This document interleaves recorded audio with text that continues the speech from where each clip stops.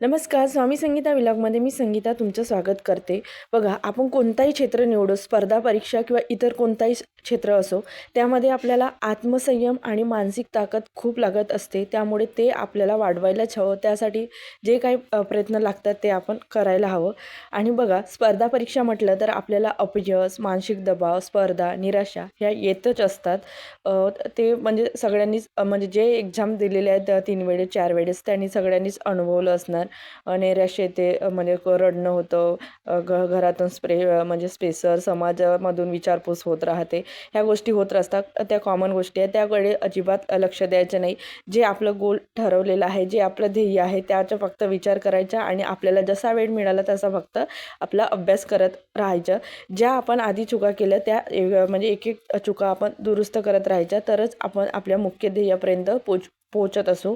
कारण बघा, जेव्हा आपल्याला यश मिळत असते, जेव्हा आपण जे आपण ठरवलेले ध्येय आहे ते आपण पूर्ण करत असतो, तर ते पूर्ण झालेले ध्येय आहे तर ते आपलं जे संघर्ष आहे ते एका याच्यामध्ये सगळं पुसून निघत असतो. त्यामुळे त्या गोष्टीचा विचार करायचा नाही. आपलं जे काम हातात घेतले ते पूर्ण करण्याचा 100% प्रयत्न करायचा. तर आजच्या व्हिडिओमध्ये मी काय महत्त्वपूर्ण सांगणार आहे, तर मला एक काल कमेंट होती बुल्सआय अकॅडमी या यूट्यूब चॅनलला, की मॅडम, की अंगणवाडी मुख्य सेविकेचं जे एक्झाम आहे त्यामध्ये अंतर्गत भरती आणि सरळ सेवा यामध्ये काय फरक आहे, तर ते सांगा. म्हणजे अंतर्गत म्हणजे काय आहे नेमकं? अंतर्गत म्हणजे कशा पद्धतीने होते असते? तर त्यामध्ये कसं असते, अंतर्गत म्हणजे जे अंगणवाडी म्हणजे अंगणवाडी सेविका आहेत, त्या अंगणवाडी सेविका ज्यांचं म्हणजे ग्रॅज्युएशन झालेलं आहेत आणि त्यांना 10 वर्ष नोकरी करून झालेलं आहे, त्यांची म्हणजे वय 45च्या आतमध्ये आहे, अशा महिला ह्या अंतर्गत भरतीसाठी पात्र आहेत. त्या अंतर्गत म्हणजे डिपार्टमेंट म्हणजे त्या विभागाकडूनच ती एक्झाम, म्हणजे त्या विभागातल्याच कर्मचाऱ्यांसाठी ती एक्झाम असते. इतर बाहेरच्या म्हणजे कॅन्डिडेटना त्यामध्ये ते एक्झाम देता येत नाही. ते असते अंतर्गत भरती. तर असे जे अंगणवाडी सेविका आहेत ज्यांना 10 वर्ष झालेलं आहे, ज्यांचं ग्रॅज्युएशन झालं आहे, ज्यांच्या 45च्या आत वय आहे, अशा व्यक्ती तो फॉर्म भरून म्हणजे एक्झाम देऊन म्हणजे त्यातलं पुढचं पद म्हणजे अंगणवाडी मुख्य सेविका हे पद मिळवू शकत असतात. कारण अंगणवाडी सेविकेपेक्षा त्या पदाला म्हणजे पेमेंट खूप जास्त आहे, डबल म्हणजे अंगणवाडी सेविकेच्या ट्रिपल पट त्यामध्ये पेमेंट वगैरे असतो आणि अधिकार कर्तव्य सगळ्याच गोष्टी म्हणजे जास्त असतात त्यामध्ये. आणि सरळ सेवेमध्ये काय, तर सरळ सेवेतून डायरेक्ट म्हणजे ज्यांच्या 18 वर्ष पूर्ण झालेले आहेत आणि ज्यांची वयोमर्यादा म्हणजे OBCच्या बाबतीमध्ये बघितलं तर महिलांच्या बाबतीत 45च्या आतमध्ये तरी असायला लागते आणि ज्यांचे ग्रॅज्युएशन झालेले आहेत अशा महिला अंगणवाडी सेविकेच्या सरळ सेवेतून फॉर्म भरू शकत असतात. सरळ सेवेच्या जर जागा निघाल्या तर आता मागे 102 पदासाठी सरळ सेवेतून जागा निघाल्या, तर आता अजून पुढे अंतर्गत भरती निघणार आहे. म्हणजे 2 महिन्यांनी तरी जाहिरात येऊ शकते. तरी आता मार्च महिना संपत आहे, एप्रिल, तरी मे जून तरी लागू शकतो. कारण एवढं लगेच निघणार नाही आणि त्यानंतर मग ती ऑक्टोबर वगैरे पर्यंत सरळ सेवेचे जाहिरात येऊ शकते. पण हे आहे खरं की म्हणजे 1-2 वर्षामध्ये तरी म्हणजे ह्या वर्षी जर नाही आली तर समोरच्या जानेवारीपर्यंत तरी म्हणजे ह्या एक्झामचं शेड्यूल राहू शकते. सरळ सेवेतून अंगणवाडी सेविकेच्या सरळ सेवेतून एक्झाम होणार आहे. कारण कसं, आता जे 102 पदांची एक्झाम आपण दिले तर ते काय होती, तर ते नागरी विभागासाठी होती. ग्रामीण विभागासाठी म्हणजे जागा निघाल्या नव्हत्या आणि कोणतंही म्हणजे एक्झाम वगैरे काही झालेलं नाही. त्यामुळे त्या आहेत जागा.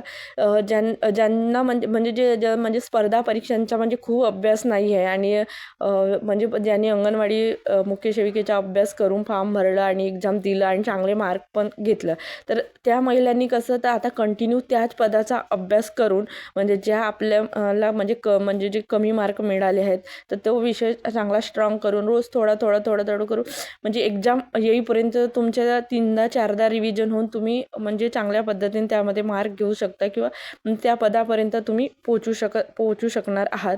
आणि कसं जे स्पर्धा परीक्षांचा अभ्यास करतात, जे सातत्याने अभ्यास करतात, म्हणजे रोज त्यांच्या 5-6, 7-7 असा शेड्यूल असतो आणि त्यांना म्हणजे दुसरं पर्याय नसतं, म्हणजे ते दुसरं कामच नाही, तर फक्त त्यांना स्पर्धा परीक्षांचा अभ्यास करून पोस्ट मिळवणे एवढाच आहे.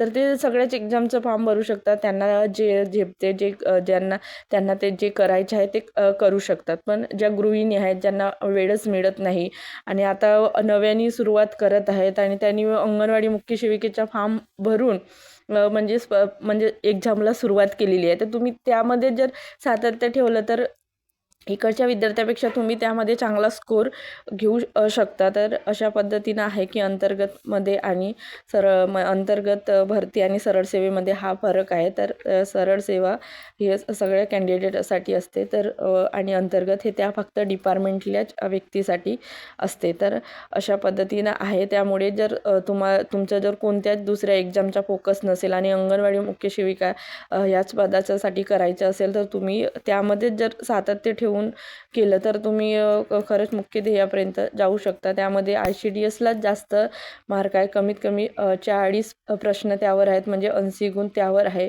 GK-GS आहे. दोन्ही विभागासाठी अभ्यासक्रम सारखाच आहे. अभ्यासक्रमामध्ये काहीच फरक राहणार नाही. फक्त प्रश्नांची लेवल शाळेत कमी जास्त होऊ शकते. डिपार्टमेंट वाल्यांचे जे प्रश्नांची लेवल आहे ते थोडं कमी असू शकते. म्हणजे सोपे प्रश्न राहू शकतात आणि सरळ सेवेच्या थोडा म्हणजे मध्यम ते हार्ड अशा पद्धतीचे राहू शकतात. पण तरी पण अभ्यासक्रम सारखाच आहे. अभ्यासक्रमात काहीच फरक नाही आहे. जो अभ्यासक्रम आहे, जसं 40 म्हणजे 40 प्रश्न हे तांत्रिक घटकावर आहेत, 20 प्रश्न GK-GSवर आहेत, गणित बुद्धिमत्तावर 20 प्रश्न आहेत. तसं आता म्हणजे 102 पदासाठी जे एक्झाम झाले त्यामध्ये जास्तीत जास्त बुद्धिमत्तेवर प्रश्न आलेलं होतं.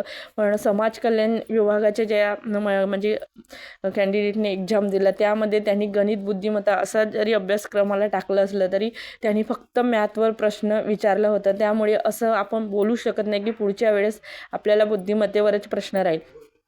काहीच सांगता येत नाही, कारण पेपर शेड करणारे ते लोक असतात. त्यामुळे ते कशा पद्धतीने पेपर शेड करतील ते काही सांगता येत नाही. पण आपलं काम आहे फक्त अभ्यास करणे आणि एक्झामला क्रॅक करणे, म्हणजे एक्झाम हॉलमध्ये जाऊन आपलं एक्झाम देणे. तर जास्तीत जास्त मार्क मिळवून देणारे विषय कोणते आहेत, तर तांत्रिक घटक आहे, कारण त्यावर 40 प्रश्न आहेत, म्हणजे 80 गुण.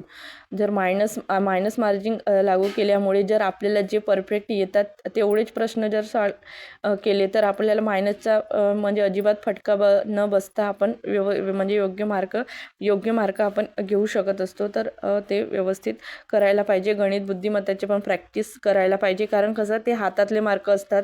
ते आपले म्हणजे जर जास्त प्रॅक्टिस असली तर आपल्याला त्यामध्ये वेळेचे नियोजन करता येते आणि ते होत असते. तर तुम्ही नियोजन करा. मराठी 10 प्रश्न, इंग्रजी 10 प्रश्न, लक्षात ठेवा 10 प्रश्न, मराठी 10 प्रश्न, इंग्रजी 10 प्रश्न, गणित बुद्धिमत्ता 20 प्रश्न आणि आपलं GK-GSचे 20 प्रश्न आणि तांत्रिक घटक ज्यामध्ये महिला व बालविकास कायदे, महिला व बालविकास योजना, पोषण अभियान, संगणक हे म्हणजे तांत्रिक घटकामध्ये आहे. तर अशा पद्धतीने हे अंगणवाडी सेविकेचं आहे. तर जाहिरात पुढे येणार आहे, त्यामुळे जर तुम्ही अभ्यास करत असाल तर अभ्यास सातत्य ठेवा.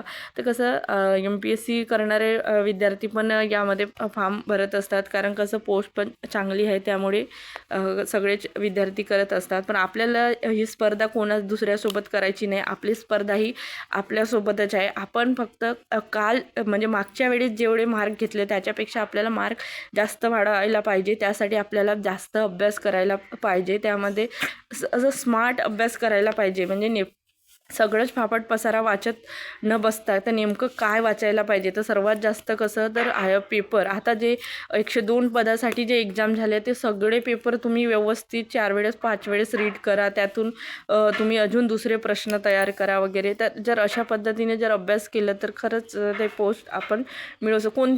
कोणतीही एक्झाम असो, कोणत्याही एक्झामसाठी हाच पॅटर्न लागू होतो. जर हा व्हिडिओ इथंच थांबवते. धन्यवाद.